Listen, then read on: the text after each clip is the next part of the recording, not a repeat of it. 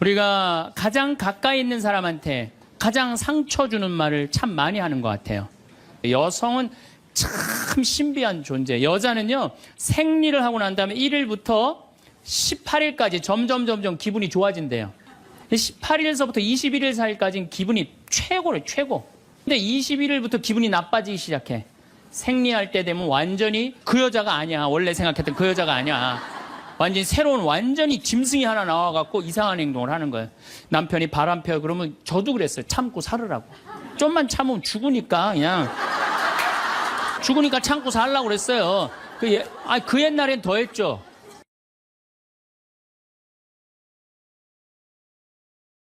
인간이 살아가면서 말처럼 중요한 것이 없습니다.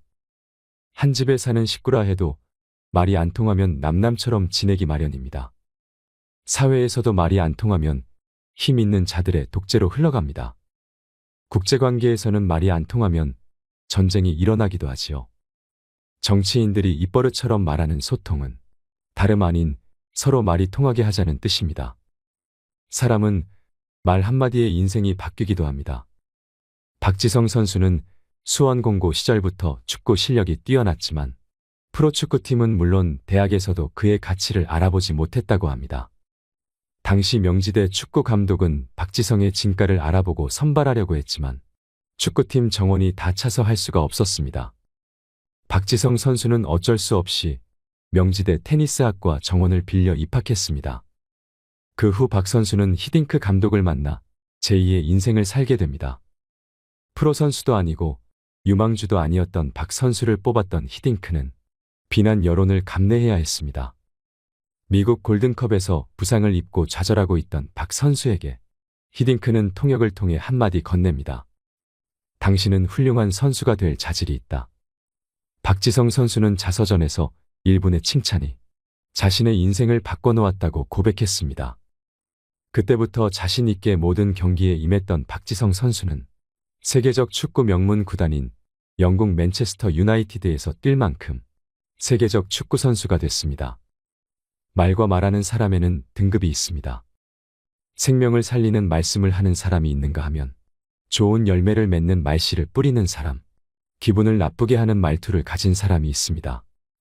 자살을 결심한 천주교 신자 한 명이 죽기 전 마지막으로 미사에 참여하러 성당에 갔다고 합니다. 그날따라 신부님 강론 말씀이 위로와 용기를 줬답니다.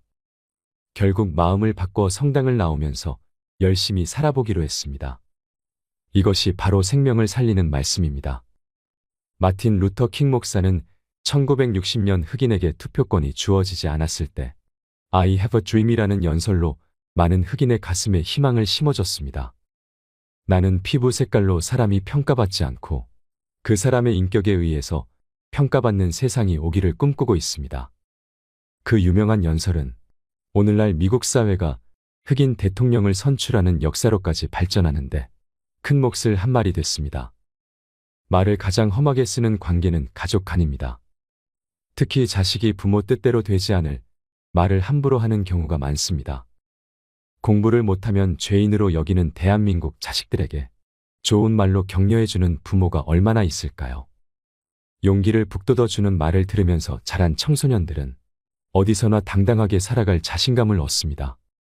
특히 어린아이에게 무심코 뿌린 말씨는 그 아이 인생을 결정하기도 합니다.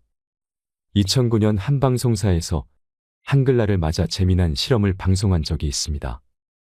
밥을 지어서 한쪽에는 아나운서들이 고마워, 사랑해, 보고 싶었어 같은 긍정적 말을 하게 하고 다른 한쪽에는 꼴 보기 싫어, 쳐다보기도 싫어라는 부정적 말을 하도록 했습니다. 한 달이 지나자 놀라운 일이 벌어졌습니다. 좋은 말을 한 밥에는 향기가 나는 하얀 누룩이 핀 반면 부정적 말을 한 밥은 새카맣게 썩어버렸습니다. 하다못해 밥도 말 한마디에 이처럼 반응하는데 사람은 어떨까요? 현대인들은 입만 열면 힘들어 죽겠다, 이렇게 사느니 죽는 게 낫다는 말들을 많이 합니다.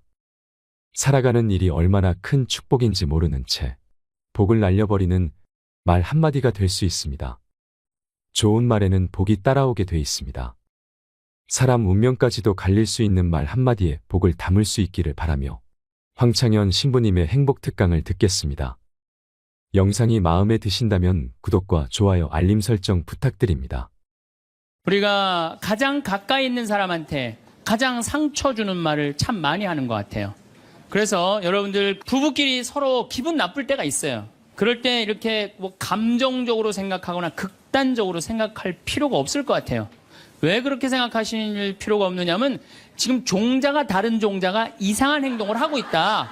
이렇게 생각하면 좀 마음이 좀 편안해요. 저 사람이 날 미워해서 그러는 게 아니다. 더욱이 여성이라는 이 성은 제가 남성이기 때문에 그런 걸 많이 느껴요. 여성은 참 신비한 존재. 여자는요, 생리를 하고 난 다음에 1일부터 18일까지 점점 기분이 좋아진대요. 18일서부터 21일 사이까지는 기분이 최고래, 최고. 근데 21일부터 기분이 나빠지기 시작해.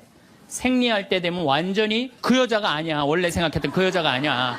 완전히 새로운 완전히 짐승이 하나 나와갖고 이상한 행동을 하는 거예요. 그러니까 여자는 기분이 좋고 나쁘고 너무 분명해요. 좋을 때는 한없이 좋고 나쁠 때는 또 한없이 나쁜 경우가 있어요. PMT라고 이게 여자는 그 생리 전 긴장감이 있대요. 이 현상이 있어갖고 여자의 감정을 남자들이 내 말로는 난 도저히 이해가 안 돼. 이 주기를 몰라서 그래요. 더욱이 여자가 한 18일에서 21일 사이는 기분이 얼마나 좋으냐면은 처녀 때도 이때 만약에 파티장에 가고 술을 먹는데 남자를 보면은요 모든 남자가 다 멋있게 보인대.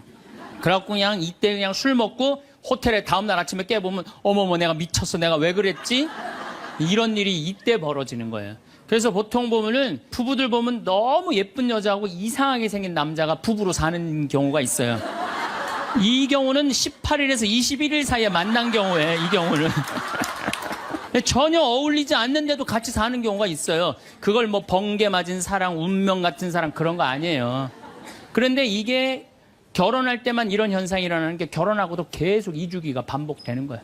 그러니까 남자들도 이걸 이해를 못하니까 답답한 거. 저 여자가 왜 저러나. 느닷없이 왜 신경질을 부리지? 또 느닷없이 너무너무 잘하고. 이런 주기, 본인들도 아마 그런 주기에 대한 인식이 있으실 거예요. 인간이라는 게 그렇게 복잡한 것 같아. 근데 옛날에는 이렇게 복잡해도 몰라도 됐어요. 그냥 참고 살고 그냥 견디고 살고 성당에서 십자가 생각하고 참으라고 그러면은 그냥 참고. 제가 20년 전만 해도 뭐 신부님 남편이 때려요, 남편이 바람 펴요 그러면 저도 그랬어요. 참고 살으라고.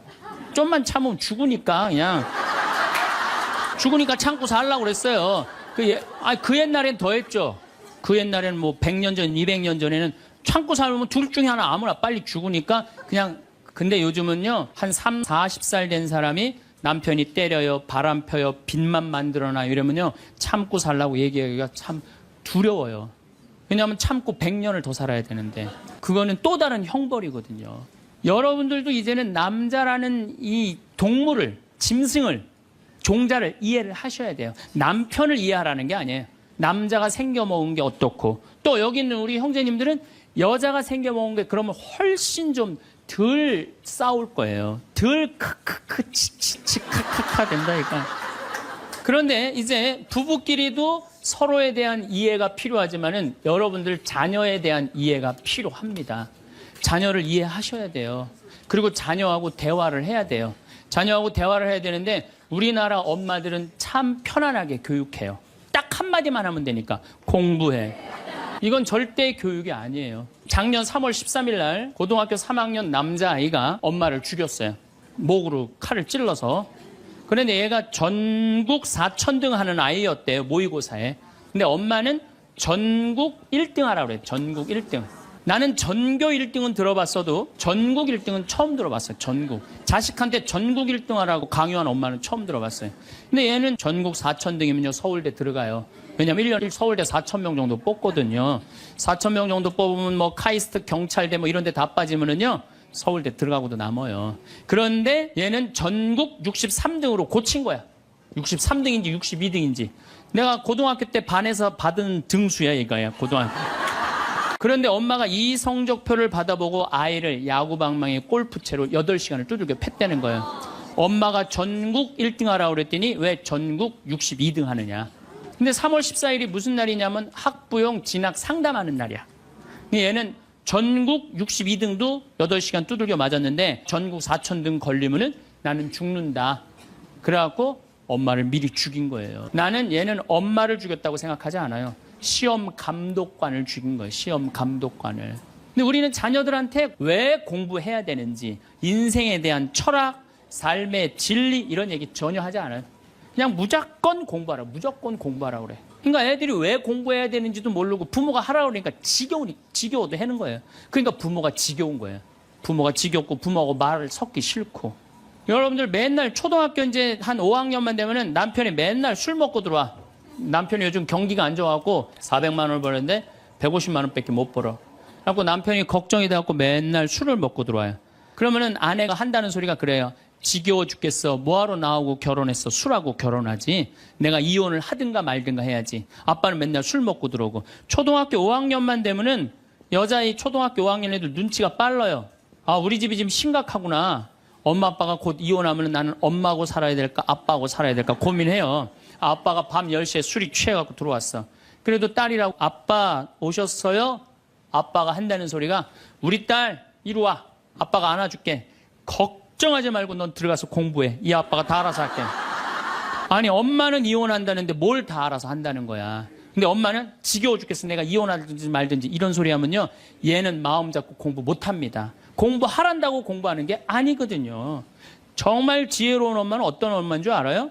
남편 술 취해갖고 들어오면은 방에다 뉘어놓고 근심 어린 얼굴로 쳐다보는 초등학교 5학년 딸아, 아빠가 맨날 술 먹고 들어오니까 걱정되지? 엄마 나 걱정돼. 아빠가 왜 저래 조름? 사실은 아빠가 요즘 경제가 좀 어렵지 않니? 너도 알다시피 지금 유럽의 그리스 사태 터졌잖아. 그리고 이란 핵무기 때문에 지금 석유값이 자꾸 올라가고 있어. 그리고 미국은 리먼 브라더스 경제 위기가 왔잖아. 이렇게 어려운 경제 위기가 와서 아빠가 한 달에 400을 벌어야 되는데 150밖에 못 벌어. 근데 너도 알다시피 우리 핸드폰 네 식구 쓰면은 20만 원이야. 그 다음에 전기세 10만 원이야. 그 다음에 아빠 차 운행하고 우리 버스 타고 전철 타고 다니는 거 30만 원이야. 우리가 라면만 먹고 살아도 60만 원이야. 네 학원비, 동생 학원비 요거 50만 원 들어가. 그러고 난 다음에 우리 아파트 부금 100만 원 들어가. 한 달에 최소한 250은 있어야 되는데 150밖에 6개월 동안 아빠가 지금 이렇게 우리 집이 마이너스야. 그래서 아빠가 저렇게 근심 걱정이 돼서 저렇게 술을 먹고 들어오니 네가 좀 이해를 해줬으면 좋겠다. 이렇게 말하면요, 얘는 방에 들어가서 고민해요. 우리 집을 위해서 내가 도대체 뭘 해야 될까? 고민해요. 그런데 우리는 자녀들한테 이런 얘기 일치하지 않아요. 일치하지 않고 너는 들어가서 뭐 하라고 그래? 공부하라고 그래. 그러니까 애들이 공부를 왜 해야 되는지 모르잖아요. 유대인들은요, 초등학교 1학년만 되면은 왜 우리가 이 초막절을 지내야 되는지, 왜 우리가 과월절을 지내야 되는지, 할머니, 할아버지는 어떻게 살았고, 엄마, 아빠는 어떻게 살았고, 다 얘기해줘요. 이스라엘 애들은 초등학교 1학년 때부터 철드는 거예요. 아, 이런 역사 안에서 내가 살아가야 되는구나. 제가 지난 3월 달에 이스라엘에 초청을 받아서 갔다 왔어요. 근데 마침 그 사막 체험을 했는데 그때 이스라엘의 영재 아이들이 거기 왔었어요. 천재 아이들이죠. 근데 이스라엘은 고등학교 3학년 18살만 되면요, 무조건 군대 가야 돼요. 3년. 남자고 여자고 다 3년.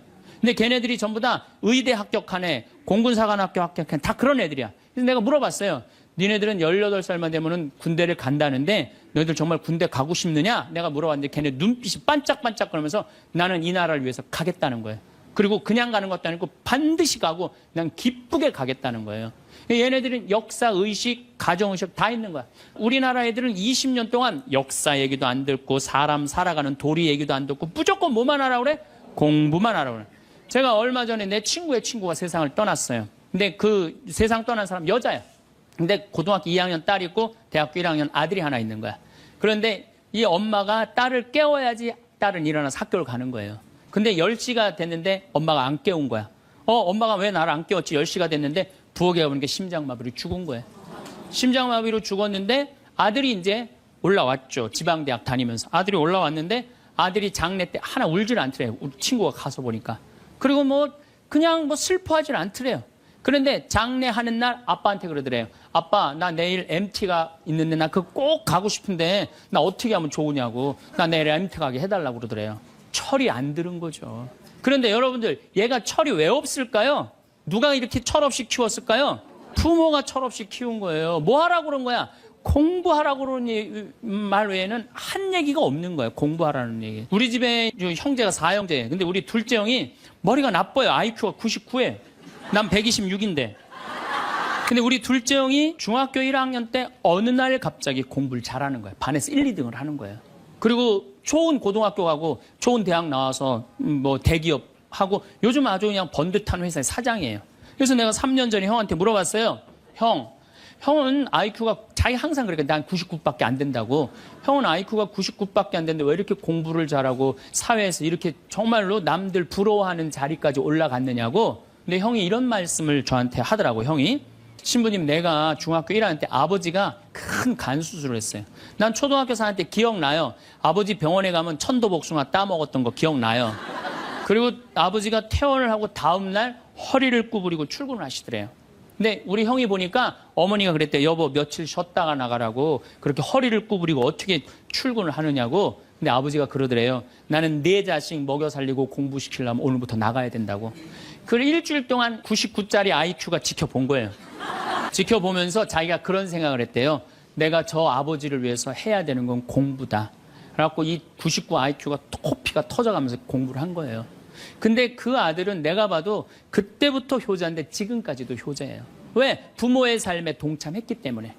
여러분들은 자녀를 여러분들의 삶에 얼마나 동참시키세요? 어제 내가 평창에서 강의를 했는데 할머니 한 분이 평생 한 번도 그런 얘기 안 했대. 자식한테. 먹여주고 재워주는 거 외에는 한 게 없다는 거예요. 여러분들 개는요 10마디 알아듣는데요. 기다려, 앉아, 손, 엎드려 이 정도 알아듣는데요. 그리고 원숭이는 한 30마디 알아듣는데 자기네들끼리도. 사람은 적어도 하루 한 집에서 살면서 10,000마디는 해야 된대요. 근데 우리가 자녀들한테 무슨 얘기해? 일어나, 밥 먹어, 학교 가, 숙제, 공부해, 시험은 10마디 정도밖에 안 한 거야. 20년 동안. 하느님을 사랑하는 거, 사람을 사랑하는 거, 살아가면서 사람의 도리, 우리 집안의 내력 그런 얘기 생전 안 하는 거예요. 생전. 내가 어떤 고민을 하는지, 내가 어떤 갈등 속에서 사는지, 아빠하고 어떤 추억이 있는지 그런 거 전혀 모르는 거예요. 밥만 먹여주는 부부. 그러니까 10마디 이상 안 하는 거예요. 그러니까 내가 자녀를 키우면서 계속 들어가서 공부해 10마디 이상 안 한 이 집은 무슨 집이냐? 개 같은 집이에요. 개 같은 집. 사람 집이 아니에요. 사람 집이 아니에요. 다정한 대화를 할 수가 없는 거야. 그러니까 우리 이 둘째 아들은 정말 그때부터 지금 나이가 50이 넘었는데 아직까지도 효자예요. 나보다 신부가 됐으면 더 잘 살았을 거예요, 둘째 형이. 근데 큰 형은 이제 우리 어머니 아버지가 이제 휴가를 이제 우리 생태마을, 요즘은 이제 거의 못 오시는데 휴가를 오면 이제 누나, 큰아들, 둘째 아들이 돌아가면서 모시고 와요. 근데 이제 뭐 큰아들도 자기도 뭐 조그만 공장을 하는데 바쁘니까 바쁜 와중에 어머니, 아버지 모시고 오는 거 아니에요. 오다가 어머니가 아이고 얘야 묵주를 까먹었다 그러면 신경질을 부린대요. 바빠 죽겠는데 어떻게 하라고 그러냐고 지금 일주일만 손가락으로 하고 오라고 그냥 그런대요. 근데 둘째 아들은 어머니가 평창에 오다 얘야 묵주를 까먹었다 그러면 둘째 아들은 그런데 우리 어머니가 저한테 해준 얘기예요. 어머니 걱정하지 마세요. 톨게이트 앞에서도 그런데 어머니 걱정하지 마세요. 차 돌리면 되죠 뭐. 그리고 그 차를 돌려갖고 30분 동안 집에 가서 그 묵주를 찾아서 모셔다 드린다는 거예요. 그러니까 부모가 불편한 게 싫은 거야. 왜? 이 자식은 중학교 1학년 때부터 누구의 삶에 동참한 거야? 부모의 삶에 동참한 거야. 여러분들은 자녀들을 언제부터 삶에 동참시켰어요? 부모가 속이 썩는지 아빠가 힘든지 고통스러운지 그런 건 하나도 얘기 안 하잖아요. 그리고 너는 뭐만 하면 돼? 공부만 하면 되는 거야. 저는 요즘 우리 사회가 지금 굉장히 거칠다 그래요. 왕따, 그다음에 학원 폭력, 성폭력, 충격적인 사건들이 많이 벌어지잖아요. 내가 보기에는 이거는 다 집안에서 말이 안 통해서 그래. 부모가 진리를 애들한테 알려줘야 될 거 아니야. 진리를. 그리고 하느님의 사랑도 알려줘야 되고. 근데 그런 얘기 생전 안 하는 거예요. 저는 요즘 무슨 대책 막 낼 때 정말로 한심해요. 그런 대책으로는 해결이 안 돼요. 저는 중학교 때 성당을 이틀 갔어요. 토요일 날, 일요일 날. 뭐 이틀 간 게 아니라 6일이면 6일 다 갔죠. 7일이면 7일 다 갔어요, 성당. 매일 가서 성당 살았어요. 그 성당 가면은 매일 교리 배우고, 거룩한 거 배우고, 진리 배우고, 사람 사랑하는 거 배우고, 사람 배려하는 거 배우고. 그랬잖아요. 학원이 무슨 학원이야. 토요일 날이는 맨날 친구들하고 이 순교자 성월에는 유대철 내가 그때 주인공 됐었어. 유대철 연극하고 성탄 때는 또 저기 뭐 성가 연습하고 문학적으로 심성적으로 신앙생활을 했을 때는 아이들이 거룩하고 그중에 또 뭐 신학교 간 뭐 학사님 있으면 그 학생이 너무너무 부러우면 나도 한번 신부로 살아볼까 또 수녀원 간 사람 있으면 또 이 여자아이들도 나도 저렇게 아름다운 수도자로 살아볼까 그런 문화가 있었다고요. 근데 우리 천주교만 그런 게 아니라 자라보면 교회 다니는 애들, 절에 다니는 애들 다 그렇게 자랐어요. 그러니까 심성이 예쁘게 자라는 거죠. 근데 요즘 애들은 뭐만 해요? 공부만 해요. 근데 심성이 예쁘게 자랄 수가 없는 거예요. 아무리 대책을 발표해봐요. 소용이 없는 거예요. 그래서 나는 진짜 똑똑한 정치인이라면은 토요일 날, 일요일 날 신앙생활 하게 해야 돼요. 똑똑한 정치인들이라면. 그 문화생활 하게 해야 돼, 애들이. 절대 공부를 하면 안 돼요. 토요일 날, 일요일 날은. 그렇게 잘하면은 우리 사회가 굉장히 건강해지고 거룩해지고 진리가 충만한 나라가 될 거예요. 공부한다고 되는 일이 아니에요. 공부한다고. 그러니까 자식들하고 대화를 하려고 해도 대화를 해본 적이 있어야지 대화를 할 거 아니야. 공부하라는 말 외에는 해본 적이 없는데. 그래서 엄마 명동에 어때? 좋았어? 좋았어. 어떻게 좋았어? 그냥 좋았어. 넌 들어가서 빨리 공부해. 자, 그렇다면은 내가 어떻게 하면 대화를 잘할 수 있을까? 말을 잘할 수 있을까? 첫 번째, 들어라. 우리가 이게 부족해요. 듣는 게 부족해. 우리나라 사람들이 듣는 게 부족해. 제가 평택에서 본당 신부할 때 교우가 한 5천 명 됐었어요. 본당 신부 혼자 하는데 하루에 고해성사를 200명, 300명이 보는 거예요. 너무너무 힘든 거야. 그러니까 내가 주일날 막 교우들이 1분 이상 고해를 하면 막 신경질이 나는 거야. 그러니까 할머니들이 그냥 신부님 내가 6.25 때 시집 와갖고 그냥 독자 집에 시집을 왔는데 아들을 하나 낳았어요. 아들을 하나 낳았는데 그놈이 독자라고 내가 너무 오냐 해서 키우다 보니까 이놈을 장가를 보냈는데 이놈이 이혼을 해갖고 손자를 나한테 맡겨갖고 내가 지난주에 그 손자 찾으러 다니느냐고 주일미사를 빠졌어요. 아, 주일미사 빠졌는데 왜 6.25 전쟁부터 시작을 해. 그래서 내가 교우들한테 항상 교육할 때 죄는 간단히 죄 진 것만 얘기해라. 과정은 설명하지 말고. 그러니까 참 교우들도 결론만 얘기하는 게 참 답답할 거 아니야. 고해소에서 그 답답한 속을 털어놔야 되는데 신부님은 막 200명, 300명 줄은 기다리고 있고. 근데 내가 능평이라는데 본당 신부를 딱 갔는데 교우가 500명이야. 딱 10분의 1이야. 고해소에 들어가고 성물돌 끝났는데도 들어오는 사람이 아무도 없는 거야. 너무 심심한 거예요. 그래갖고 이제 고해소에 딱 들어오면 너무 반가운 거예요. 그래갖고 신부님 저 시어머니를 미워했어요. 그럼 평택에서는 4계명 부모에게 효도하라고 그랬는데 미워하면 안 된다. 예수님이 십자가 생각하고 시어머니한테 잘해라. 딱 간단해. 그렇게 했는데 능평에서는 이 자매 나가면 이제 아무도 안 들어오니까 왜 시어머니를 미워하는데요? 아이 뭐 내가 시집을 왔더니 그냥 손자하고 그냥 고모하고 그냥 남편만 하고 나는 그냥 완전 식모 취급하고 친정에도 못 가게 하고 아유 그러면 안 되지. 그 시어머니 며느리한테 밥 얻어먹으면서 정신 나간 시어머니네. 그러면은 그 자매가 신이 나는 거지. 신이 그것뿐만 아니라 내가 혼수살림 얼마나 구박을 많이 받았는지 몰라요. 그러면은 내가 이제 아유 정말 늙으면 그거 정말 다 그래. 하여튼 자매님 참 그런 집에서 힘들게 산다. 그러면 막 눈물 콧물 흘려가면서 시어머니 욕을 바가지로 해요. 그러면서 자매가 신부님 이렇게 시어머니 욕해도 되느냐고 걱정하지 말라고 여기는 비밀이 지켜지는 데니까 걱정하지 말라고. 그러니까 한 20분 정도 막 시컷 시어머니 욕하면은요.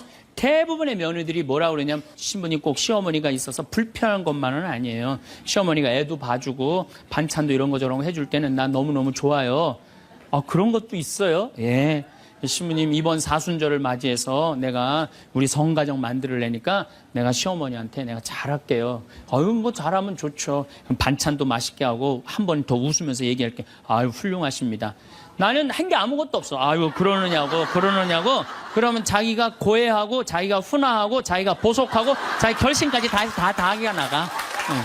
응. 말은요 들어주기만 하면 돼요. 여러분들 친구들하고 뭐 좀 상담할 때 지적질할 필요 하나 없어요. 나이 50, 60 넘어갖고 너 그러니까 네가 그 꼴로 사는 거야. 그러면 그 자기 속 얘기하는 사람이 너 그러니까 그 꼴로 사는 거야. 그럴 때 아유 맞아 내가 그래서 내가 이 꼴로 사나 보다. 그럴 것 같아. 기분 나빠할 것 같아요. 당연히 기분 나빠하죠. 당연히. 우리 집에 많은 그 중고등학교 학교 다니기 싫어하는 애들을 데리고 와요. 요즘 내가 바빠서 거의 상담을 못 하는데 데리고 오면은 얘가 학교를 안 간다는 거예요. 중학교 2학년, 3학년 애가 학교를 관두겠다는 거예요. 그러면 내가 많은 경우 상담을 하면은 거의 90%는 그랬던 것 같아요.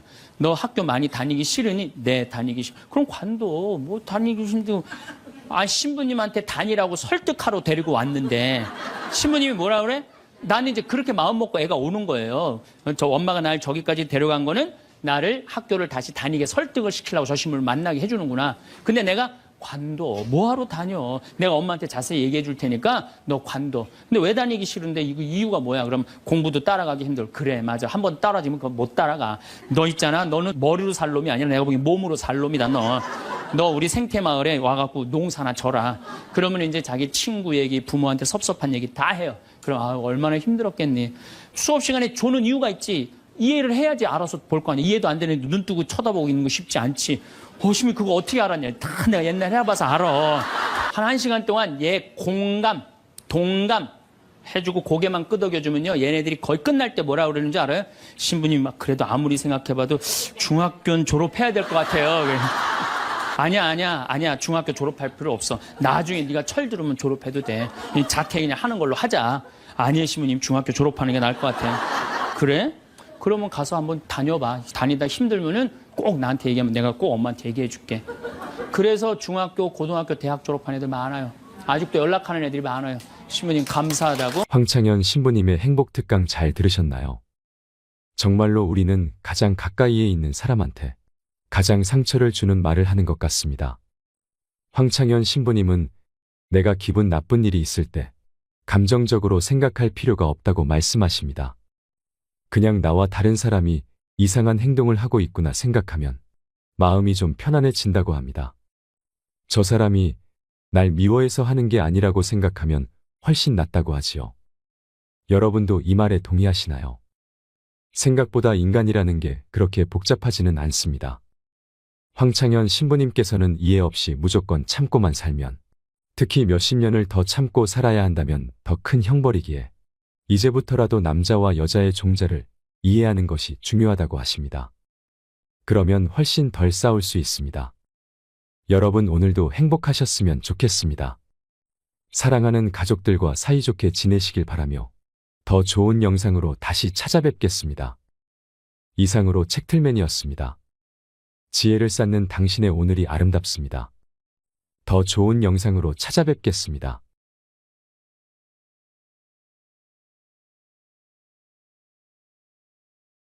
2, 3분 사이에는 죽었는지 샀는지 구분도 못한대요. 현실인지. 마침 뒤에서 기다리고 있던 사람이 누구냐 하면은 간호사였어. 간호사가 기다리고 있었는데 앞에 사람이 벼락을 맞아 팍 쓰러지니까 어떻게 배운 대로 심폐소생술을 시작을 한 거예요. 심폐소생술을 시술을 해갖고 살려낸 거야. 이게 육신을 살려내면 영혼이 아무리 천국에 가도 다시 돌아와야 된대, 육신으로. 그래서 세상에 돌아온 거예요. 그래서 옛날에는요, 사람이 죽을 때 눈을 뜨고 주고 입을 벌리고 죽으면 눈을 감겨주고 입을 다물어 줬던 이유가 영혼이 다시 돌아오지 못하게 하려고. 그렇게 다물어 줬다는 거예요. 근데 이 사람은 너무 천국에서 행복하게 있는데 이 간호사가 이 주책맞게 심폐소생술을 해서 살려낸 거야. 눈을 떴고 당신은 병원에 있습니다. 의사들이 눈앞에서 오갑니다. 안타깝지만 당신은 오래 살지 못할 것 같습니다. 당신은 슬프면서도 이상하게 마음이 차분해집니다. 뭐라 설명할 수 없는 감정인데요. 눈앞 의사들도 너무 태연해서 당신에게 위로가 될 정도입니다. 병실로 옮겨졌고 가족들이 보입니다. 가족들은 당신에게 용기를 주지만 사실은 그들이 절망하고 있습니다. 의사가 당신을 보러 왔습니다. 당신은 얼마나 더 살 수 있는지가 가장 궁금합니다. 그는 통계적인 임상 경험으로 당신에게 대략 얼마만큼 시간이 남았는지 알려줄 수는 있습니다. 그러나 의사도 신은 아니기에 확신할 수는 없습니다. 때문에 많은 의사가 애매한 답을 들려주죠. 물론 당신이 의사가 예상하는 것보다 더 오래 살 수도 있습니다. 그러나 안타깝게도 당신이 바라는 것보다는 일찍 죽게 될 것입니다. 당신은 갑자기 변하기 시작합니다. 몸이 불균형에 빠진 것 같은 느낌이 들고 힘이 잘 들어가지 않습니다. 또 갑자기 딸꾹질이 날 수도 있고 이유 없는 가려움증이 생길 수도 있습니다. 이런 현상을 의사들은 증상의 부담이라고 부르는데요. 건강하던 때와는 다르게 당신이 스스로 몸의 감각에 신경 쓰다 보니 생기는 현상입니다. 마음도 약해질 대로 약해졌습니다. 곧 가족들의 손을 다시는 잡을 수 없다는 것을 절감합니다. 올해 크리스마스에는 가족과 무슨 약속을 했었나 생각하게 됩니다. 어떤 형태로든 당신은 슬픔에 사로잡힙니다. 지극히 자연스러운 마음이죠. 그러나 슬퍼만 하기에는 시간이 얼마 없습니다. 이제 당신이 죽는다는 사실에 대해 진지하게 생각해야 합니다. 의사들이 당신에게 무엇을 해주길 바라나요? 혹은 무엇을 절대 하지 않기를 바라나요? 누군가는 기계적인 인공호흡을 바라지 않고 누군가는 강제의 영양주입을 원하지 않습니다. 이런 문제를 결정해야 하는 것은 매우 힘든 일입니다. 원하지 않는 죽음이지만 피할 수 없기에 죽음의 세부 사항을 당신이 결정해야만 하는 거죠. 이럴 때는 그간 삶에 대한 질문을 던져보면 좋습니다. 살면서 당신이 잘했던 일이 무엇이었나 가만히 생각해 보는 거죠. 가혹할 수도 있지만 죽음은 당신이 견뎌야 하는 일입니다.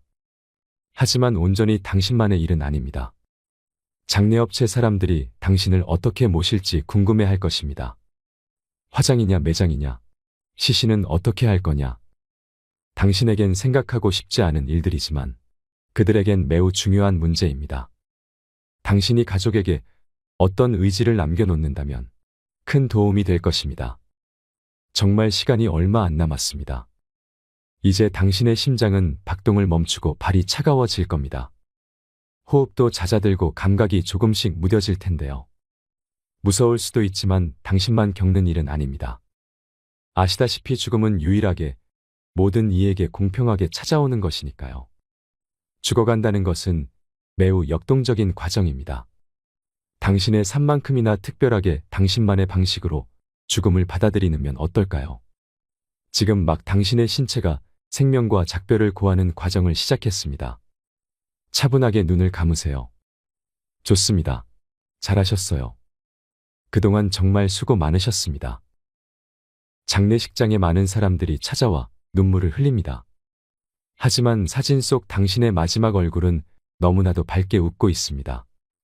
사진 속 얼굴이 너무 아름답고 빛이 나 더욱 슬퍼지네요.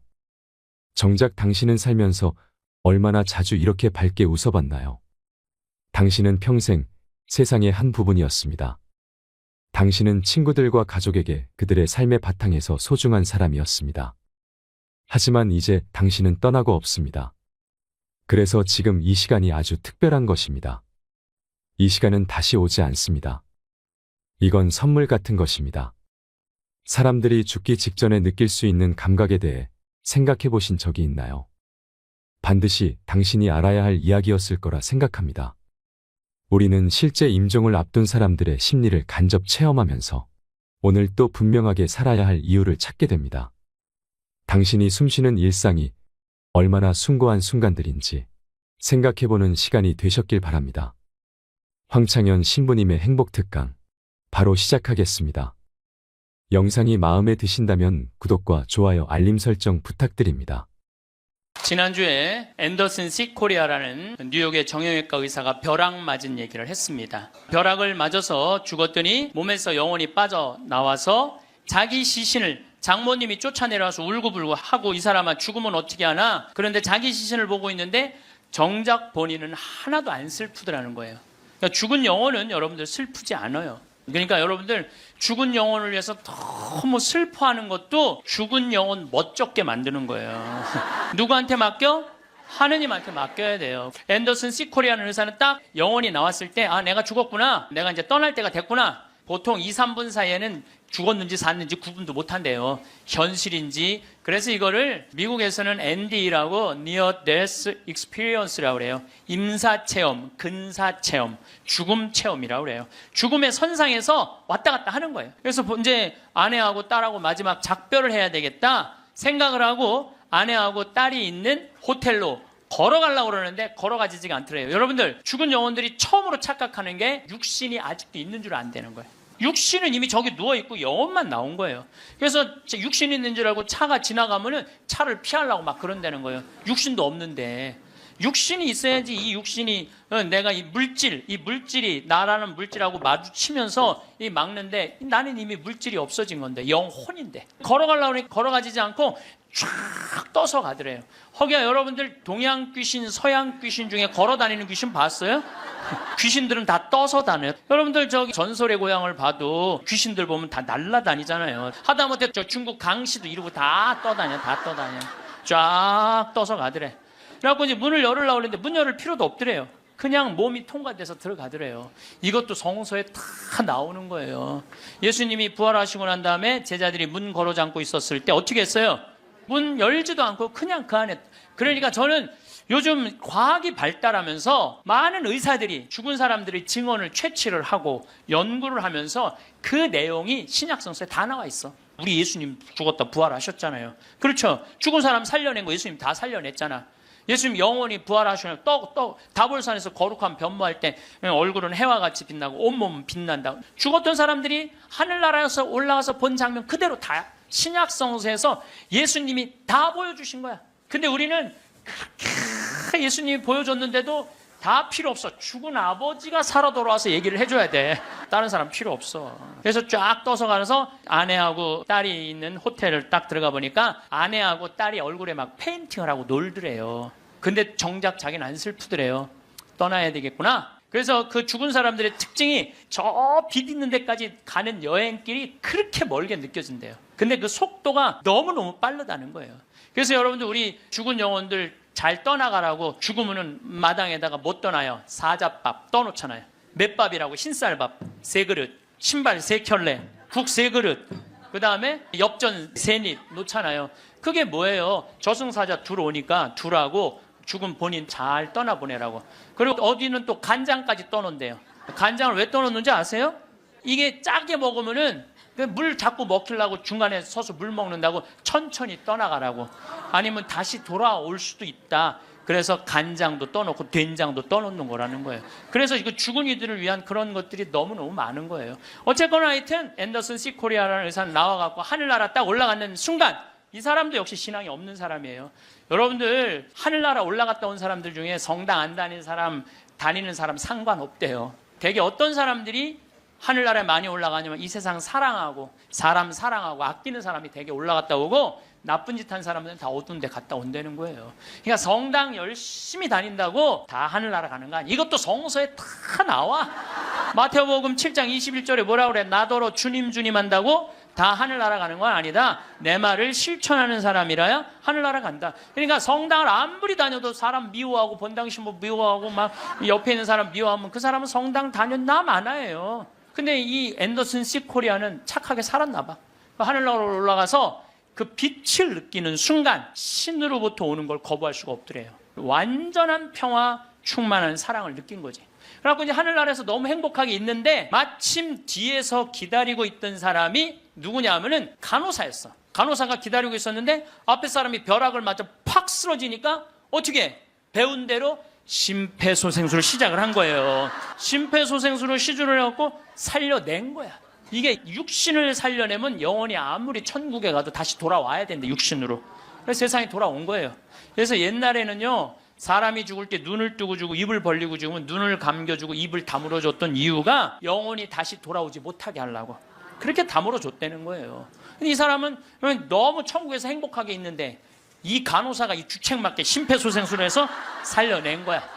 살아 돌아왔는데 이 앤더슨 C 코리아라는 의사는 문제는 하늘나라에서 들은 음악이 너무 아름다웠던 거야.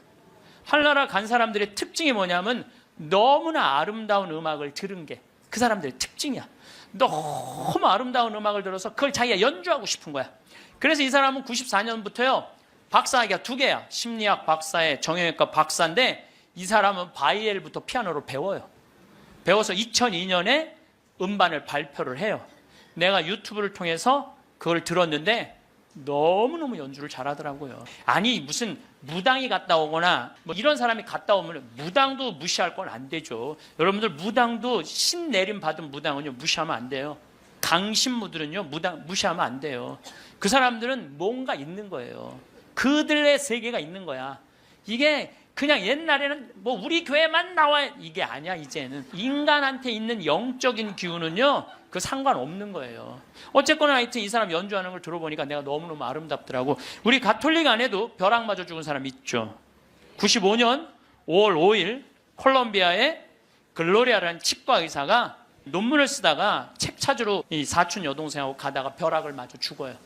그 사촌 여동생은 그 자리에서 직사예요. 항상 신앙이 열심히 해갖고 목에 목걸이를 하는데 글리 들어가고 심장을 완전히 그냥 강탈을 해버려요. 그 자리에 죽어버려요. 그리고 이 글로리아라는 의사는 벼락을 맞았을 때 어떤 일이 벌어지느냐면 간이 다 타요. 간이 다 타고 신장도 다 타요. 난소도 다 타버려요. 난소도 다 타버리고 이 젖꼭지로 번개가 나와요. 그래갖고 이 오른쪽 젖꼭지가 날아가버려요. 젖이. 그럼 완전히 다리도 다 타고 완전히 죽은 거죠. 근데 이 여동생이 그 병원에 또 의사였어. 의사들이 죽었다. 이거 산소호흡기 뛰자. 절대 못 뛰겠다 난. 우리 언니는 죽은 게 아니다. 이 사람은 영혼인데 나가갖고 하늘나라 올라가갖고 천국, 연옥, 지옥 다 돌아다니는 거예요. 그리고 이 사람은 16살 때 낙태를 해요. 그러면서 하나님이 너 낙태한 거 그냥 다 보여주는 거야. 그냥 자기가 살아생전에 자기는 막 맨날 그냥 미용하고 막 옷 엉덩이 뭐 이런 것만 신경 쓰던 여자예요. 성당도 열심히 다니긴 했지만은 그거보다는 세상 일에 더 많은 매력을 가졌던 여의사예요. 예쁘고. 근데 이제 뭐 이 사람은 하늘나라에서 이제 여행을 다 하는데 살았느니 죽었느니 그러는데 일주일이 지났을 때 시골에 농부 하나가 미사 참여를 할 때 얼마나 열심히 하냐면은 주머니에 10,000페소, 5,000페소가 있을 때 10,000페소는 하느님한테 봉헌하고 5,000페소로 빵을 사서 먹는 정말로 착한 사람이에요. 여러분들 주머니에 10만 원짜리하고 10,000원짜리 있으면 여러분들 얼마짜리 낼 것 같아요? 10,000원짜리? 저는 그렇게 생각하지 않아요. 여러분들은 어떻게 해서든지 1,000원짜리 찾아서 1,000원짜리 내지 무슨 10,000원짜리를 내. 우리 천주교 신자들이. 근데 이 시골 농부는 3년 전에 완전히 강도를 맞아서 그나마 키우던 닭까지 없던 사람이야. 아무것도 없는데 하느님한테 10,000페소 봉헌하고 5,000페소로 빵을 사요. 근데 저도 이번에 남미에 한 달 동안 강의 갔다 왔지만은 남미 사람들은요 빵을 다 신문지에 싸서 팔아요. 그리고 그 신문지를 싸서 빵을 펼치는데 신문지에 글로리아라는 의사 기사가 떠요. 그걸 보고 이 사람 그 자리에 무릎을 꿇어요. 하느님, 이 능력 있는 의사를 만약에 살려 돌려보내신다면 내가 성모님 성지 순례를 갈 것이고 죽은 이들을 위한 기도를 열심히 하겠다고. 그걸 하느님이 들어요. 참 신기하죠? 그 사경을 헤매는 그 글로리아라는 의사한테 하느님이 하늘나라에서 이런 얘기를 해요. 내가 너를 살려 돌려보낼 것이다. 왜 돌려보내느냐 하면은 너의 공로가 아니다. 이 시골의 농부, 너무 나를 따르고 사랑하는 이 농부가 너를 위해 간절하게 기도했기 때문에 내가 너를 살려 돌려보내는 것이다. 돌아가서 이 하늘나라에서 본 것을 증언을 해라. 그리고 살려 돌려보내요. 그래서 이 글로리아라는 의사는 살아 돌아와요. 그런데 일주일이 지나고 다리를 너무 피가 안 돌기 때문에 잘라야 된다고 그러는데 이 사람은 살아 돌아와서 간도 재생이 되고 난소도 재생이 되고 신장도 재생이 되고 다리도 다 재생이 돼요. 그래갖고 애까지 또 낳아요. 정말 애를 하나 더 낳아요. 그리고 지금은 온 세계에 다니면서 자기가 벼락마저 죽고 난 다음에 살아 돌아와서 하늘나라 경험 얘기한 걸 다 얘기를 해주는 거예요. 여러분들 우리 죽은 이들을 위해서 기도하는 거 우리 가톨릭 교회의 가장 아름다운 전통 중에 하나예요. 저는 이렇게 본당에 초상이 나면은 연도 바치러 꼭 갔어요. 연도를 바치러 내가 이제 저녁 한 8시나 9시쯤 가면은 그 연도꾼들이 꽉 차 있으면 기분이 너무너무 좋아. 교우들이 연도 바치러 주러 왔을 때 너무너무 기분이 좋아. 왜냐하면 여러분들 연도 바칠 때 뭐라고 그래요? 성부, 성자, 성령, 이 영혼 구원하여 주소서. 성모님, 요셉 성인 이 영혼 구원하여 주소서. 모든 천사이들 이름 부르면서 이 영혼 구원하여 주소서. 베드로, 야고보, 요한, 안드레아, 베네딕토, 루시아, 아네스 이 영혼 구해달라고 계속 성인들 이름 부르면서 구원해달라고 그러잖아요. 그럼 여러분들 생각을 해봐요. 우리가 이제 죽으면 하늘나라 올라가면은 하느님이 심판하지 않는다니까요. 베드로한테 맡겼잖아요. 베드로가 이제 천당 보낼지 연옥 보낼지 지옥 보낼지 결정할 거 아니야. 혼자 결정하지 않을 거예요. 수호천사 부르고 아까 성서에도 얘기했잖아요. 하늘의 천사가 너를 지켜보고 있을 것이다. 수호천사 부르고 수호 성인 부르고 연관된 성인들 다 불러서 천당 보낼 거냐 지옥 보낼 거냐 연옥 보낼 거냐 얘기를 할 거야. 근데 밑에서 계속 이름 불러대면 성인들이 회의하다 뭐라 그럴 것 같아요? 야 우리 이름 이렇게 불러대는데 웬만하면 올려보내자 그냥. 그게 바로 연도의 효과예요. 연도의 효과. 그래서 여러분들 본당에서 세상 떠나는 교우들이 연도 났다 그러면은 시간 내서 꼭 가서 술을 먹으라는 것도 아니고 그냥 잔치밥을 먹으라는 것도 아니에요. 그냥 여러분들 가서 연도 바쳐주는 거 최고의 선물이에요. 제가 지난 봄에 우리 교구에 젊은 신부님 엄마가 돌아가셨어요. 61에. 근데 그 엄마가 나 한참 병 모으고 비누 공장 할 때 많이 도와줬던 엄마야. 송탄 본당 자매님인데 내가 또 너무 우리 생태마을에서 그 아들은 지금 유학 가 있는데 우리 생태마을에서 같이 나오고 일도 많이 하고 그래서 내가 사순식에 인천교구에서 사순 피정을 해주고 저녁 주일날 밤 9시에 송탄 장례식장을 갔어요. 갔는데 사순식이면 신부들이 얼마나 피곤해. 하루 종일 성사주고 그런데도 그 9시에 그 엄마를 위해서 신부들이 30명이 모여 있더라고요. 다음 날은 물론 주교님이 월요일 날 장례 미사를 해 주시죠. 그런데 우리 수원교구는 신부님 부모님이 돌아가시면 주교님이 미사하기 전에 계속 매 시간 미사를 해요. 와서. 그게 우리 신부들이 그 동기 신부들에 대한 예의야. 예의. 그래서 매 시간, 그러니까 수백 명이, 우리 수원교가 한 450명 되니까 수백 명이 와서 미사를 해주는 거야. 근데 그날도 내가 이제 마침 주례를 하게 돼갖고 미사를 주례를 하는데 하늘나라에서 회의하는 소리가 들리더라고요. 아니 진짜로 하늘나라에서 회의하는 소리가 들리더라니까요. 이번 분은 대단한 분인가 보다. 이거 신부들이 수백 명이 이렇게 미사를 봉헌하니 이번 분은 그냥 묻지도 따지지도 말고 올려보내라. 그래서 그 우리 신부 엄마는 묻지도 따지지도 않고 천당 올라갔을 거예요, 분명히. 지난 봄에 또 내가 대국교구 교우들 위해서 토요일 날 강의를 갔어요. 그때도 뭐 1000명 이상 모였어요. 근데 오전 10시 강의인데 저는 항상 어디든 2시간 전에 도착을 해요.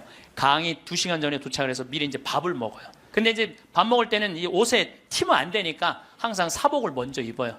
사복을 입고 허름한 청국장 찌개집, 아침에 청국장 찌개집을 들어갔어. 찌개집을 딱 들어갔는데 아주 멋있게 생긴 노신사가, 머리가 하얀 노신사가 나를 딱 보더니 눈이 점점 커지는 거야. 그러니까 나를 아는 거지. 나를 아는데 근데 이제 로만 칼날 아내니까 진가민가 했나 봐요. 그렇다고 내가 가사 걷고 저는 황창현 신부입니다 이렇게 할 수가 있나. 그냥 아시는 걸로 끝나는 거죠. 그래서 앉아갖고 이제 그 노신사는 먼저 밥이 나왔어요. 근데 밥을 독특하게 드시더라고. 밥이 나왔는데 밥 몇 숟갈을 한 몇 알을 떠더니 뚜껑에 딱 올려놓더니 잠깐 이러더니 밥을 먹기 시작하더라고. 아, 독특하다. 조금 개신교법도 아닌데, 독특한, 우리 천주교법도 아니고. 그래서 이제 나도 이제 밥이 나와갖고, 이제 난 이제 성호를 이제 긋고 이제 밥을 먹으려고 이제 사복을 입었어도 성호를 딱 끄니까, 성호를 그니까 그때서 그 노신사가 이렇게 말하는 거예요. 혹시 황창현 신부님이시냐고? 그래서, 나 황창현 신부 맞다고? 그랬더니, 자기는 불자라는 거예요. 불자인데, 신부님 행복특강을 돈도 안 내고 너무 잘 본다는 거야. 어쩜 이렇게 젊은 신부가 모르는 게 없냐고. 자식들한테 한 푼도 주지 말고 다 쓰고 통장에 500만 원만 남기라는 말 너무너무 공감한다고. 너무 고맙다고 그러더라고요. 그래서 감사합니다. 그리고 이제 내가 그분이 불자라는 말을 들었을 때 밥을 왜 몇 알을 떠놓고 뚜껑에 올렸는지 알아요. 영혼밥 떠놓은 거예요. 영혼밥. 네, 아까 내가 사자밥 말씀드렸죠? 우리 죽으면 영혼들 떠나 보내듯이 여러분들 우리도 밭에 나가고 일할 때 참 나오면 밥 몇 알 뿌리면서 뭐라 그래요? 이게요, 제가 아까 얘기했지만은 이게 영혼은 천주교 신자들만의 공유물은 아니에요. 모든 인간들이 죽어서 영원한 여행을 떠나는 거예요. 그 여행을 우리는 좀 안전한 동아줄을 떠나는 거고, 하느님 믿지 않는 사람은 어느 줄을 잡아야 되는지 모르고 떠나는 것 뿐이죠. 우리는 좋은 줄을 잡고 있는 거죠. 영혼밥 떠는 거죠. 그래갖고 이제 그 노신사는 이제 밥 먹고 갔어요. 나도 이제 밥을 다 먹고 계산을 하려고 그랬더니 아주머니가 아까 그 노신사가 밥값을 내고 갔다는 거예요. 내가 그때 깨달은 진리가 하나 있어요. 우리 천주교 신자들이요, 밥 먹을 때 반드시 성호를 긋고 먹어야 돼. 그래야지 뭔가 얻어먹는 게 있는 거예요. 여러분들 성호를 긋어야지. 지난달에도 우리 생태마을의 부관장 신부들하고 내가 또 신학교 보낸 신부들하고 여행을 같이 갔어. 단풍 여행을 갔어. 단양이라는 곳을 갔는데 전심에 이제 신부들 꽤 많았죠. 능이버섯 찌개를 시켰어요. 우리들 많이 시켰어요. 그래서 이제 다 나왔고, 야 우리 기도하고 먹자 그랬더니 성호를 딱 긋는데 저쪽에서 아저씨 하나가 오더니 황 신부님이냐고 그러더라고요. 그렇다고 그러니까 자기 성당 안 다니는데 신부님 강의 너무 재밌게 보고 있다고, 밥값은 내가 내겠다. 그래서 이 성호 걷는 게 진짜 중요해. 성호 걷는 게. 우리 천주교 신자들 영혼밥 떠나요 안 떠나요? 떠나요. 왜 안 떠나요? 여러분들 영혼밥 떠나요. 우리 식사 후 기도 때 뭐라 그래요? 전능하신 하나님 베풀어 주신 모든 은혜 감사드리나이다. 주님의 이름은 찬미를 받으소서, 이제와 영원히 받으소서. 세상을 떠난 모든 교우들이 천재자비하심으로 평화의 은식을 얻게 하소서. 이게 영어 기도문에 없어요. 내가 영어로 식사 전후 기도 하거든요. 없어요. 영어. 한국에만 있는 기도문이에요. 영혼들을 위한 기도. 참 좋은 기도문이에요. 그러니까 이게 연옥 영혼들이요, 다른 나라 사람들 천주교 신자들 밥 먹을 땐 쳐다도 안 봐. 근데 누구 밥 먹을 때만 기다려? 한국 천주교 신자들 밥 먹을 때만 기다리고 있는 거예요. 그 영혼밥 한번 얻어 먹어보려고. 근데 우리 천주교 신자들이 얼마나 못됐는 줄 알아요? 식사 전 기도는 해, 그나마. 근데 식사 후 기도하는 신자가 거의 없어요. 그냥 일어나는 거야. 얼마나 영혼에서 황당하겠어요. 연옥에서. 여러분들 이제 식사 후 기도하세요. 꼭 하세요. 우리 애들이 항상 영혼들을 위해서 기도해야 돼. 또 묵주기도 끝에 뭐라 그래요? 예수의 우리 죄를 용서하시며 우리를 지옥불에 소구하시고 연옥 영혼을 돌보시며 가장 버림받은. 여러분들 이게 1917년 파티마 성모님이 루시아 프란치스코 히아친트한테 부탁한 거예요. 왜? 연옥 영혼들이 너무 불쌍한 영혼들이 많으니까 너희들 기도해라고. 그러니까 저는 요즘 이렇게 이 죽음 강의를 준비하면서 장례차가 지나가면은요, 천주교 신자, 개신교 신자, 불교 신자 가리지 않아요. 가리지 않고 성호 커요. 성호 긋고 하느님 저 영혼 구원해달라고 좀 기도해요. 나는 도저히 이해가 안 가는 종교단체가 있어요. 우리 교회에 나와야만 구원받는다고 얘기하는. 근데 그 몇 명이냐면 14만 4천 명에 속해야만 구원받는다고.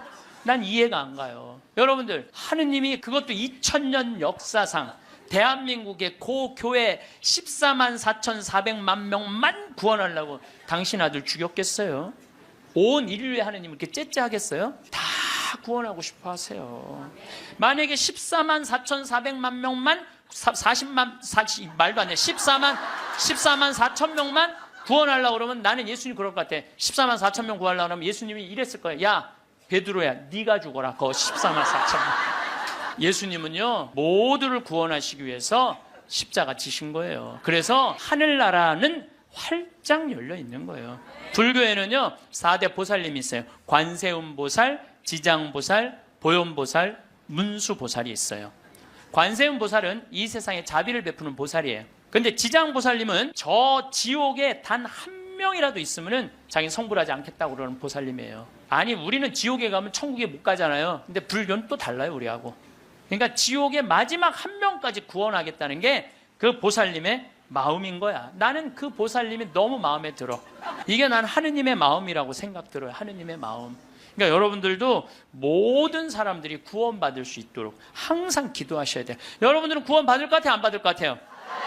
여러분들 구원받아요. 적어도 이 시간 강의 듣겠다고 여기 나와서 앉아있는 여러분들은 구원받아요. 여러분들 천당 간다는 확신 있으면 행복하지 않겠어요? 행복하죠? 내가 이제 막 죽을 때가 다 됐어.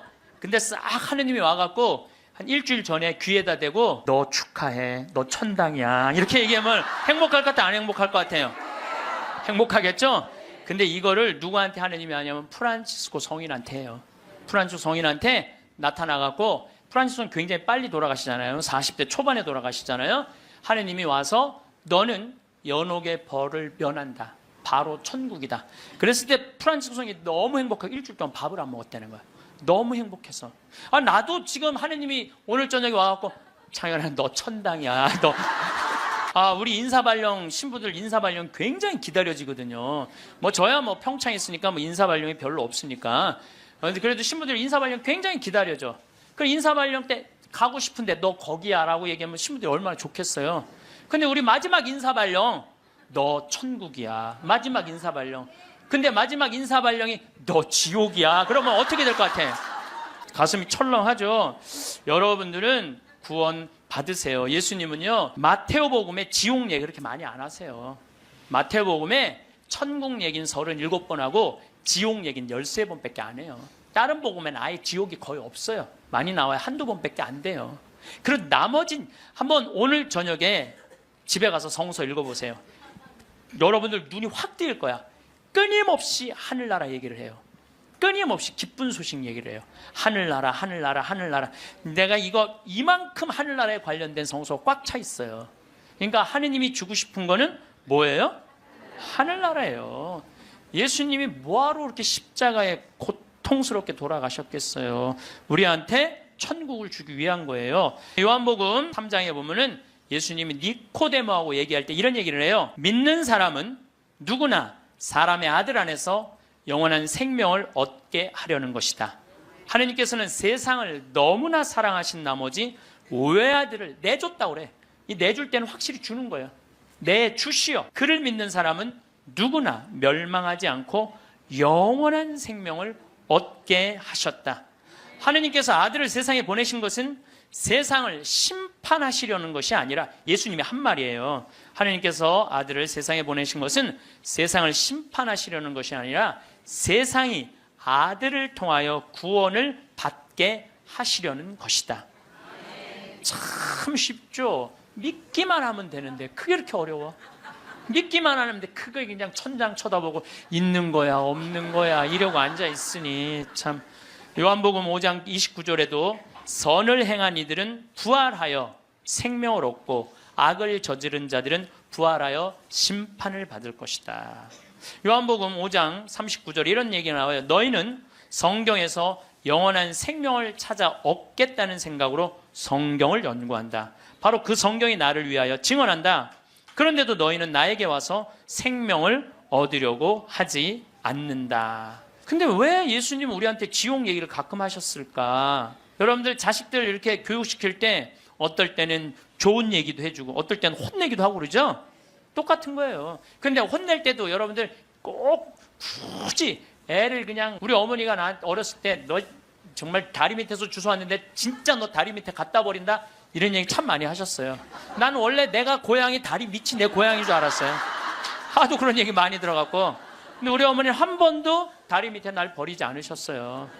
예수님도 똑같은 거예요. 아니 아버지가 자식 지옥 가기를 원하는 아버지가 어디 있어요? 그건 아버지가 아니지. 근데 우리는 하느님의 사랑을 많이 믿지를 못해요. 참 이렇게 의심하는지 몰라. 저는 본당 신부 10년을 하는 동안 총회장님 4분하고 살았어요. 근데 이 4분의 총회장님들이 정말 열심히 했어요. 일을. 그러니까 우리 동창 신부들이 성당에 오면 맨날 총회장이 있는단 말이야. 야, 니네 총회장을 어떻게 하길래 저렇게 열심히 하냐? 나 별말 안 했어. 딱 한마디밖에 안 했어. 무슨 말 했는데? 나는 총회장님을 믿는다. 믿는다는 말 한마디에 총회장님 책임감을 느끼는 거예요. 본당 신부가 믿는다는데. 그러니까 저는 강의 다닌다고 성당 거의 있었던 적이 없어. 맨날 성당 비우고 돌아다녔는데 두 번 다 성당을 신설 성당이니까 성당을 하나는 신부 전 신부님이 져주신 거 내가 완성을 했고 두 번째 성당은 내가 처음부터 끝까지 졌거든요. 그래도 저도 성당에 생전 안 붙어 있었어요. 그래도 성당 너무 잘 져줬어. 근데 누가 다 책임진 거예요? 총회장이 다 책임. 뭐 때문에? 내가 믿는다는 말 한마디에. 여러분들 그 많은 신들 중에 인도에는 신이 3억 명이나 된다는데 그 많은 신들 중에 야훼 하느님 당신만을 나의 주님으로 믿습니다라고 고백하면은 하느님은 나한테 책임감 느낄 것 같아 안 느낄 것 같아요? 아니 저놈이 날 믿는다는데 저거 하나 천당에 못 데리고 오겠어요? 근데 만약에 여러분들이 어느 날은 믿는 것 같고 어느 날은 안 믿는 것 같고 그럼 하느님 어떠실 것 같아요? 어느 날은 책임져야 될 것 같고 어느 날은 책임지지 않아도 될 것 같고 그러네. 믿으려면 어떻게 믿어야 돼? 확실하게 믿어야 돼. 그리고요, 제가 예비자 교리 참 잊지 못하는 예비자가 하나 있었어. 6개월 동안 그렇게 예수님에 대해서 얘기하고 성경에 대해서 얘기하고 예수님 증언했는데 6개월 후에 교리 마지막 끝에 자 마지막으로 질문해 보십시오. 그랬더니 딱 손을 들더니 신부님 솔직히 얘기해 달라는 거예요. 뭘 솔직히 얘기하냐니까 진짜 예수님 믿냐고 솔직히 해달라는 6개월 지났는데 자 여러분들도 저한테 그렇게 물어보고 신부님 솔직히 한번 얘기해보라고 예수님 믿느냐고. 내가 이스라엘 다녀오고 과달루페 가고 파티마 가고 루루도 가고 또 수많은 사제생활 23년 하면서 수많은 신앙 체험하고 나도 신앙 체험하면서 내가 느낀 게 있어요. 내가 확실하게 나한테 물으면 내가 얘기할게. 하느님 확실하게 살아계셔. 그런데 문제는 내 영혼의 상태 때문에 하느님을 느끼지 못하는 거예요. 하느님은 그냥 계셔. 근데 내 이놈의 영혼이 왔다 갔다 하는 거지. 하느님이 있다 없다 하는 게 아니야. 내 마음 안에 신앙이 있다 없다 하는 거지. 하느님은 그냥 그대로 그 자리에 계셔. 내가 깨어서 기도하고 주님을 끊임없이 찾고 주님께 찬양을 드리고 감사를 드리면요 주님은 응답해 주세요. 근데 혼자 그냥 방구석에 갖고 있는 거야 없는 거야 이러면은요 아무리 대답해 주고 싶어도 방구석에서 나와야지. 근데 여기 지금 나와 있는 분들은 대답을 듣잖아요. 마태복음 25장에 슬기로운 처녀, 미련한 처녀 얘기가 나와요. 슬기로운 처녀 등잔에는 기름이 많았고 미련한 처녀 등잔에는 기름이 하나도 없었어. 미련한 처녀들은 어떤 처녀들이 미련한 처녀들이냐면 맨날 의심하고 성당도 안 나오고 가난한 사람도 안 도와주고 그냥 이러고 있는 처녀들이 미련한 처녀들이에요. 슬기로운 처녀들은 어떤 처녀들이야? 명동에서 피정 있다 그러면 아침부터 와서 앉아있고 이 처녀들이 기름 종지에 기름이 많은 처녀들이에요. 여러분들이 이웃에게 복음을 선포하고 참된 삶의 길, 진리의 길을 가르쳐주는 거 기름 한 방울 모으는 일이에요. 성교회는 어느 누구도 개인이 지옥에 떨어졌다고 단정 짓지 말라는 거예요. 하다못해 어떤 부인이 남편이 다리에서 뛰어내려서 죽었어. 자살을 했어. 너무 슬퍼. 매일매일 우는 거야. 내가 이건 정말 책에서 내가 읽은 거예요. 요한 마리 비안네 신부님한테 찾아간 거예요. 신부님, 천주교에선 자살하면은 지옥에 간다는데 우리 남편은 다리에서 뛰어내려 죽었는데 어떻게 하면 좋으냐고. 근데 이 요한 마리아 비안네 신부님이 내 속을 뻥 뚫리는 얘기를 했어요. 그 신부님이 뭐라고 그랬냐면 그 부인한테 걱정하지 마라. 당신 남편 지옥 안 갔다. 무슨 소리냐. 지옥에 간다는데 그 다리 밑에서 강까지 떨어지는데 시간이 굉장히 오래 걸린다는 거예요. 떨어지는 사이에 회개를 했다는 거예요. 웃을 일이 아니에요. 아니 내가 왜 말만 하면 웃어. 실질적으로 그 순간에 회개할 수 있다는 거예요. 그리고 당신 남편은 그 순간 떨어지면서 회개를 했기 때문에 지금 연옥에서 지금 훈련을 받고 있으니까 걱정하지 말라고. 연옥벌이 끝나면 천국에 올라가니까. 그래서 여러분들 우리가 예수 마리아 요셉만 외워도 연옥에 7년제가 감해진대요. 예수 마리아 요셉 누구 불쌍한 영혼들 기억하여 주소서. 3종 기도만 해도 10년을 감해진다는 거예요. 3년 기도. 그러니까 식사 후 기도, 예수 마리아 요셉 3종 기도 얼마나 좋아요. 밥 먹을 때 그냥 하면 되는데 그게 그렇게 힘들어? 아니 나는 우리 부관장 신부하고 아예 식탁에다 3종 기도 이렇게 써놔요. 그럼 써놔갖고 부활 3종 기도 그때 가면 또 까먹잖아. 부활 3종 기도. 그래서 영어로도 한 번 하고 우리나라 말로도 한 번 하고 그래 좋더라고요. 3종 기도 하는 거. 식사 후 기도는 반드시 하고. 근데 어떨 때는 나 식사 후 기도 벌써 일어나서 가는 신자들 태반이야. 나는 전능하신 하느님 벌써 가. 세상을 떠난 모든 교우들이 천지자비하시고 평안히 아직도 한참 남았는데 그러지 말라는 거예요. 1991년 팸 레이놀즈라는 이 가수는 미국의 가수인데 작곡가 겸 가수인데 심한 뇌동맥류가 걸려요. 이 수술은 굉장히 위험한 수술이에요. 왜냐하면 이 사람을 수술하면 뇌에 있는 피를 다 빼야 돼. 뇌에 있는 피를 다 빼고 심실정지, 심장을 정지시켜야 돼. 그러니까 사실은 죽이는 거예요. 죽였다가 다시 살리는 수술이야. 그런데 이 사람이 97년에 수술을 해. 애리조나 대학에서. 이때 지금은 죽음 이후의 세계에 대한 연구가 미국이 너무 많이 해요. 100개 대학에서 연구를 하고 있어요. 지금 우리나라만 지금 죽음 이후에 대한 관심이 없지 미국엔요 그런 책 애프터 라이프 죽음 이후의 세계 너무너무 책이 많아요. 영어로 된 책 내가 미국에 가서 이 강의하니까 엄청나게 선물을 하더라고요. 어쨌든 이 팸 레이놀즈가 수술할 때는 의사들이 완전히 죽이는 수술이니까 저 사람이 진짜 영혼이 빠져나오느냐 그거 참관을 해요. 근데 여러분들 이 사람은 뇌에 피를 빼고 심장을 전지시키고 완전 마취를 하고 수술하는 거예요. 여러분들 마취 수술 해봤던 경험 있으세요? 나도 20년 전에 맹장 수술할 때 마취를 했는데 한심하더라고요. 내가 신부님 마취 들어갑니다 그런데 그게 뭐라고 딱 들어갔는데 아무 생각이 안 나는 거야. 먼저 나 탁탁 치는데 깨어나 보니까 벌써 배를 가르고 맹장을 떼어냈다는 거야. 아니 내 맹장을 떼어냈는데 내가 모르는 게 말이 돼? 답답하더라고요. 떼어냈다는데. 그래서 내가 다음에 수술할 때 반드시 정신을 똑바로 차리고 아무리 마취를 해도 내가 어떻게 수술하는지 지켜봐야 되겠다. 근데 내가 이제 거의 한 5년 전에 위암 수술을 하게 됐잖아요. 위를 3분의 1을 잘라내잖아요. 그래서 이제 난 6시간짜리 마취를 이제 하러 들어갔는데 이제 수술실 들어가면서 내가 속으로 나한테 외웠어요. 정신 똑바로 차려야지. 정신 똑바로 차려야지. 수술실 들어가고 신부님 마취 들어갑니다. 그럴 때 딱 씌울 때 정신 똑 그걸로 끝이야. 정신 똑 그걸로 끝이야. 깨어나 보니까 배를 가르고 위를 3분의 1을 잘라냈다. 이번에도 그냥 당한 거지 그냥. 아무 생각이 안 나. 아무 생각이. 근데 이 팸 레이놀즈도 이 수술실에 들어갈 때 뇌에 피를 다 뺐으니 이 사람은 아예 생각이 없는 사람이에요. 심실 정지시키고. 그래갖고 딱 수술을 시작을 했을 때 이 사람은 영혼이 빠져나와요. 빠져나와갖고 수술실 장면을 지켜봐요. 의사가 간호사한테 지시하는 거, 수술 도구 전해주는 거, 그리고 자기 머리를 자르는 수술 도구를 봐요. 자기 머리 자르는 걸 봐요. 쫙 자르고. 내가 이제 죽었구나. 그래갖고 이 팸 레이놀즈는 병원 위로 올라가고 하늘나라 올라가는데 자기 할머니가 목소리가 특이했대. 하늘나라에서 막 부르더래요. 오라고. 하늘나라 올라가 보니까 자기 할머니가 있고 죽은 형제 친척들이 쫙 있더래요. 너무 아름다운 모습으로 빛을 내고. 그러니까 죽은 사람들 거의 공통적인 의견이에요. 근데 자기 기타를 가르쳐준 외삼촌이 넌 아직 키워야 되는 애도 있으니까 넌 가야 된다고. 난 가기 싫다. 이거 너무 좋다. 가라. 가기 싫다. 그러면서 실갱이를 하는데 삼촌이 확 미는데 수술이 끝난 거예요. 깬 거죠. 살아 돌아온 거죠. 근데 이 사람은 놀랍게도 참관한 의사들한테 의사들 배치를 다 얘기를 해줘요. 어떤 의사가 어느 자리에 있었고, 수술 도구는 여러분들 우리들이 수술하러 들어갈 때요, 절대 수술 도구를 개봉을 안 해요. 오염될까봐, 감염될까봐. 그래갖고 의사들이 완전하게 다 방지를 하고 이 사람 마취 끝나고 난 다음에 수술 도구를 다 꺼내요. 그러니까 우리들은 수술 도구를 어떻게 생겼는지 몰라. 수술실에 들어간 사람 알아요? 몰라요? 모르죠? 근데 자기 머리 자른 거 전동기 칫솔같이 생긴 것까지 다 설명을 하는 거야. 너무너무 놀라운 거죠. 여러분들 이런 연구를요, 하버드 대학, 예일 대학, 세계 최고의 대학들이 연구를 하는 거예요. 그냥 내가 무슨 뭐 무당하고 만나갖고 그냥 대충 얘기하는 게, 짜고 얘기하는 게 아니고, 이건 뭐 논문으로 나오는 내용들을 여러분들한테 전해주는 거예요. 여러분들은 바쁘니까 책 읽을 시간이 없잖아. 내가 대신 읽어갖고 다 지금 전해주는 거예요. 미키라는 시각장애자는 앞이 안 보이는 사람인데, 이 미키는 18살, 우리나라는 20살인데 교통사고로 죽어요. 근데 이 사람은 태어나서부터 앞이 안 보이던 사람이야. 그러니까 하얀색이 뭔지 까만색이 뭔지 빨간색이 뭔지 아무리 설명을 해줘도 모르죠. 태어나서부터 앞이 안 보이니까.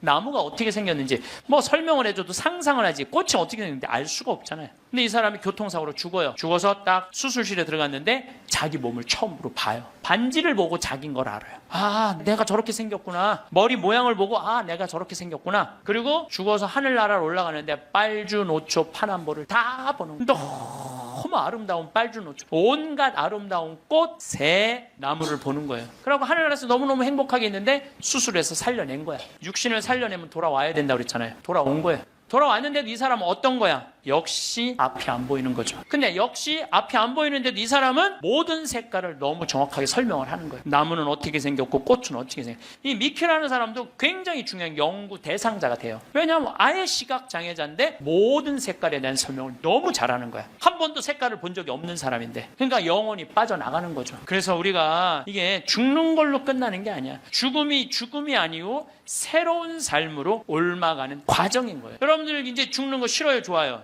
좋아해야 돼. 아니, 죽는 게 싫으면 어떻게 해? 죽는 게 싫으면은. 천주교 신자가 이제 죽는 거 좋죠? 그래도 죽는 게 싫어. 그래도 살아있는 게 나아. 이 이야기는 조금 더 다음 시간에 하면서 내가 죽음이라는 것이 그냥 우리가 하느님을 만나기 위해서는 반드시 죽음이라는 걸 거쳐야 돼. 제가 조금 어려운 얘기 하나 할게요. 나는 사실 어려운 얘기를 잘 안 하는 편인데 이번 건 굉장히 어려운 얘기예요. 요거는 방송 보면서 적어갖고 한번 묵상해 보세요. 데이아르드 샤르댕이라는 신부님이 있어요. 이분은 최고의 지성인이에요. 이분도 너무 유명한데 여러분들이 바빠갖고 이분 책을 읽을 시간이 없죠. 이분은 신학자면서 지질학자예요. 지질학자. 그런데 이분이 뭐라고 그랬냐면은 우리는 이 육신은 영원히 이 육신을 잠시 경험하고 가는 거라고 그래요. 그러니까 이 육신은 그렇게 중요한 게 아닌 거야. 뭐가 중요한 거야? 영혼이 중요한 거야. 영혼이 중요한데 우린 영적인 삶을 살지 않기 때문에 그 영적인 세계에 대해서 답답한 거예요. 그러니까 너무 육신에 매달리는 거, 육신의 관계에 매달릴 때 영혼의 그 영적인 세계가 죽는 거예요. 그래서 여러분들 기도하는 시간 자주 가지시고 이런 피정 시간 자주 가지시고 그럴 때 영혼의 눈이 뜨일 때 내가 쓰고 있는 육신이 언젠가 떠나야 되는 육신이라는 걸 깨닫게 될 때 삶의 지혜는요 엄청나게 바뀔 거예요. 자, 여러분들 마침 기도로 그 유명한 천상병 시인의 귀천 하늘로 간다. 우리는 언젠가 하늘나라로 가잖아요. 그거 기도 바치겠습니다. 귀천 나 하늘로 돌아가리라. 새벽빛 와 닿으면 이슬 더불어 손에 손을 잡고 나 하늘로 돌아가리라. 노을빛 함께 단둘이서 길슬개서 놀다가 구름 손짓하면은 나 하늘로 돌아가리라. 아름다운 이 세상 소풍 끝내는 날 가서 아름다웠더라고 말하리라. 감사합니다. 황창현 신부님의 강의가 어떠셨나요? 불확실성으로 가득 찬 우리의 인생에서 확실한 한 가지는 우리가 죽는다는 것입니다. 얼마 전 40여 년간 의사와 대학 교수로 근무하다 암 진단을 받고 퇴임을 한 소화기 내과 권위자가 죽음관의 중요성을 강조했습니다. 수많은 죽음을 목격하면서 깨닫게 된 사실, 죽기 직전에 이걸 후회한다라는 주제의 연설에서 그는 죽기 몇 달 전부터 오는 증상은 세상 일에 관심이 없어지고 주로 잠을 자고 이런 것들로 시작해서 임종이 임박해서는 혈액순환이 안 되니까 피부에 반점이 나타나고 가래가 들끓고 소변을 잘 안 보게 되는 것들이 임종이 임박한 증상이라고 볼 수가 있다고 운을 뗐습니다. 저명한 의학 학술지의 논문들을 토대로 임종이 다가온 이들이 근사체험을 겪게 된다고 전하기도 했습니다. 생전의 삶이 파노라마처럼 펼쳐지는 회고가 근사체험의 여러 요소 가운데 하나라는 게 그의 설명입니다. 그러면서 수십 년간의 삶이지만 짧은 시간에 중요한 사건들을 전부 되돌아보게 된다는 것이라고 전했습니다. 아울러 죽음은 소멸이 아닌 옮겨감이라고 말합니다. 죽음은 삶의 마지막 단계이고 어떤 면에서는 마지막 성장의 기회라고도 볼 수가 있습니다. 그러므로 우리는 메멘토 모리, 나도 언젠가 죽는다는 걸 자주 기억하고 이런 죽음관을 가능한 일찍 갖는 게 무엇보다 중요합니다. 암 환자가 가장 후회하는 부분으로는 후회와 원망의 반응이 대표적이라고 합니다. 또 암에 걸리기 전으로 돌아간다면 무엇부터 할 것인가라는 물음에는 후회하지 말고 무엇이든 조금 더 일찍 했으면 좋았겠다는 대답이 많았습니다.